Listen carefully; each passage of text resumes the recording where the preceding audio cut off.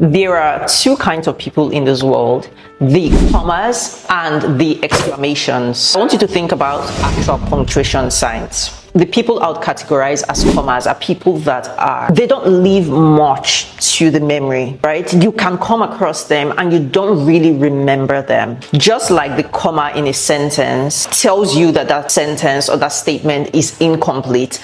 It's the same way I think of people who are commas. It's like, we need something extra. We need something more to make you complete. While the exclamations are like, think of an exclamation mark, right? It's just, I'm done talking.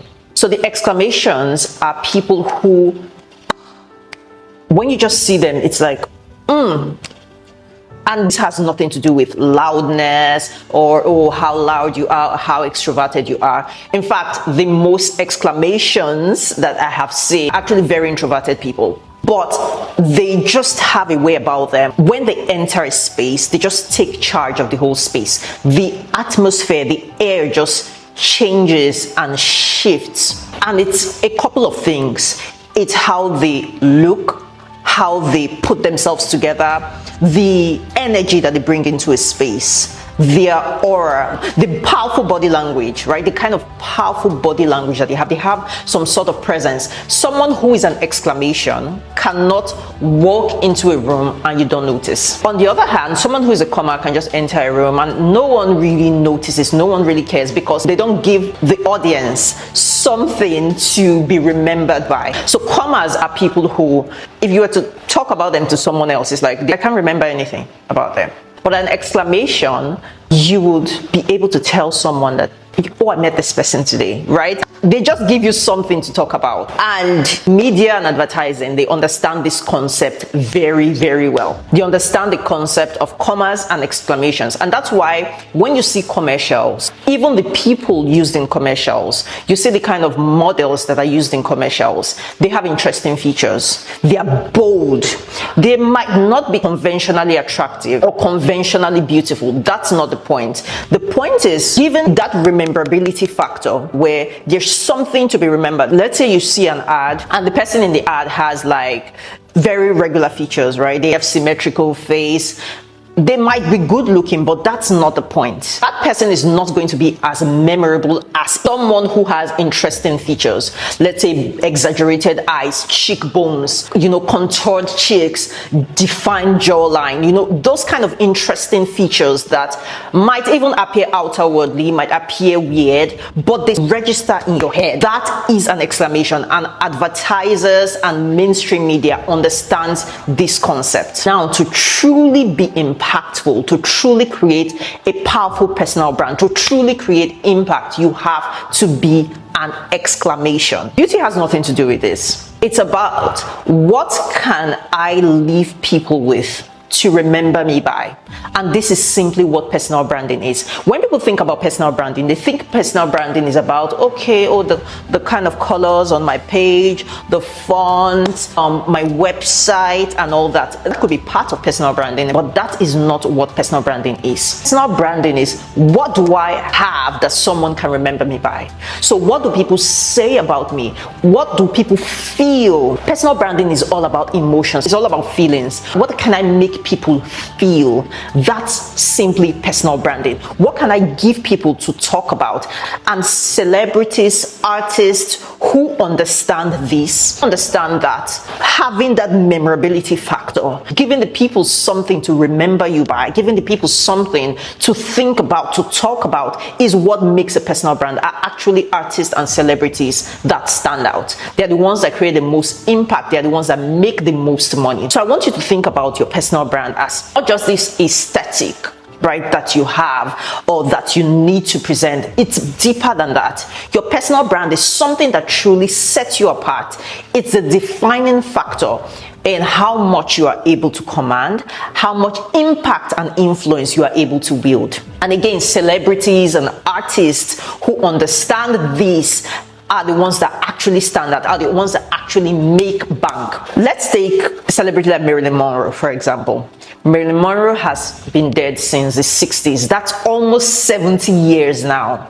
But still, Marilyn Monroe is still the epitome of femininity. She's still the epitome of beauty and class and sexiness and all of these things. And ask yourself, why is that? Marilyn Monroe gave us something to feel. In fact, my next video, I'm going to be taking a deep dive into Marilyn Monroe and what we can learn about personal branding from Marilyn Monroe. So you don't want to miss that. You don't want to miss that. Subscribe and turn on the notification bell so that you don't miss that. Back to what I was saying. Marilyn Monroe gave us something to remember her by.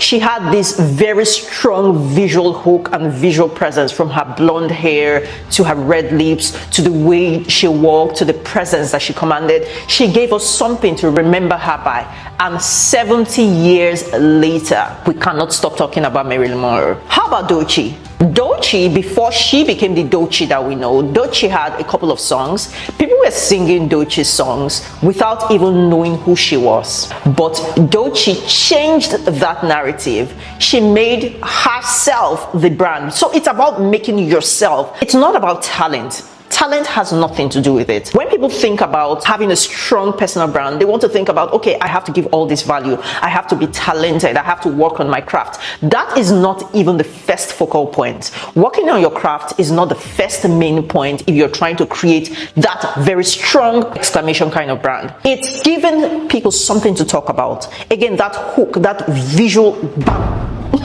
right? That visual hook.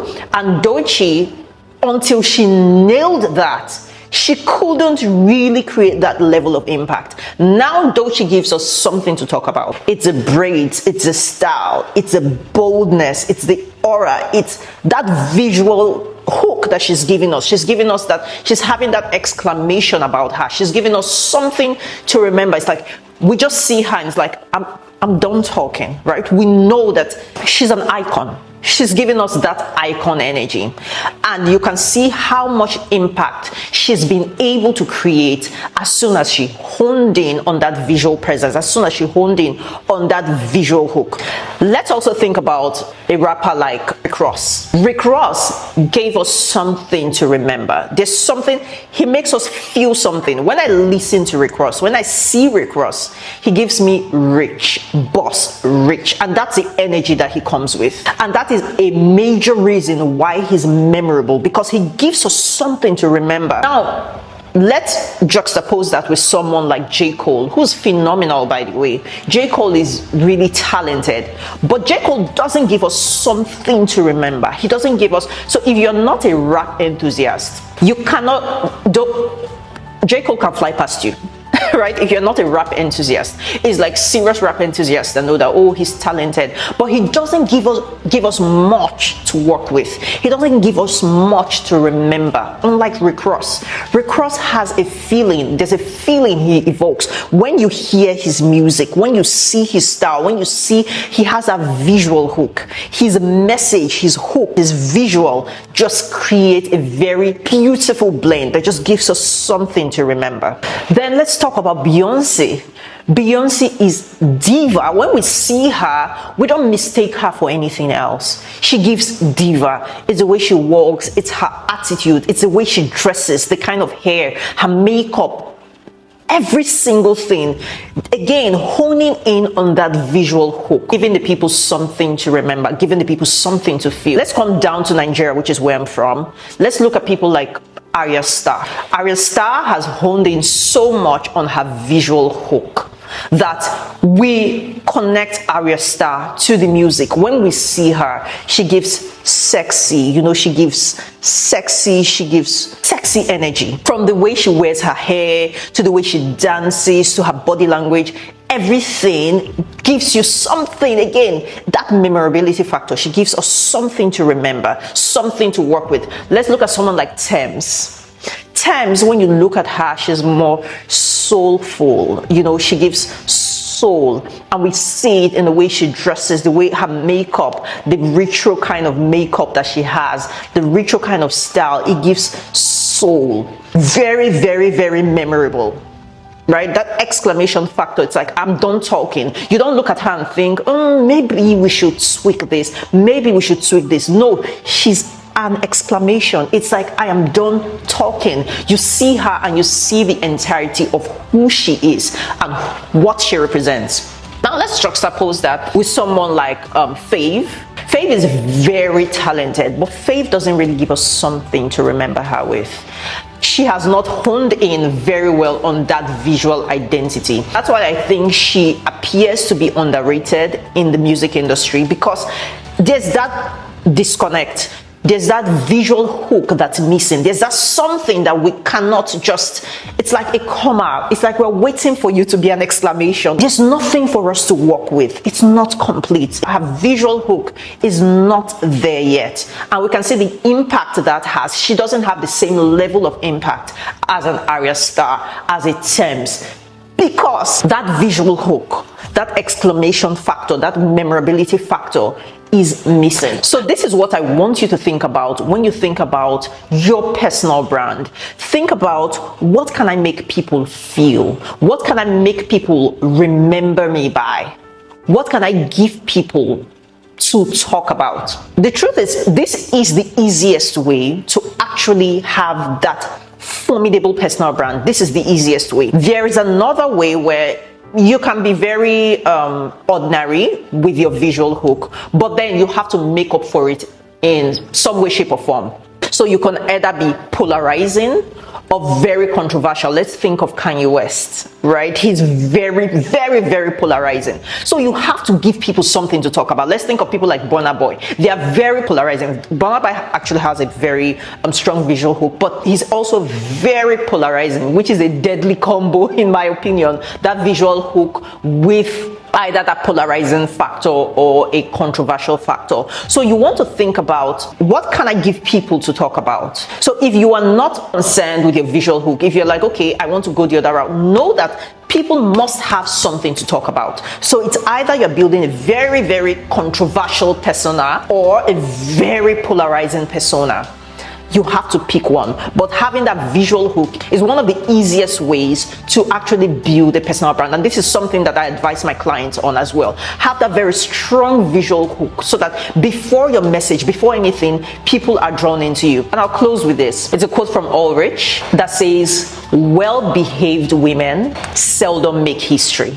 And I'll say, well-behaved men or women seldom make history. The most revolutionary people, the most impactful, influential people were people who had some form of radicalism. They were not well-behaved. They were people who stepped outside of the norm, outside of the regular. So this is Personal Branding 101, honing in on your visual identity. If you loved this video, do leave me a comment, subscribe, turn on the notification bell so that you don't miss my next video, which drops next week. It's taking a deep dive on Marilyn Monroe and her approach to personal branding. You don't want to miss that. See you in my next one.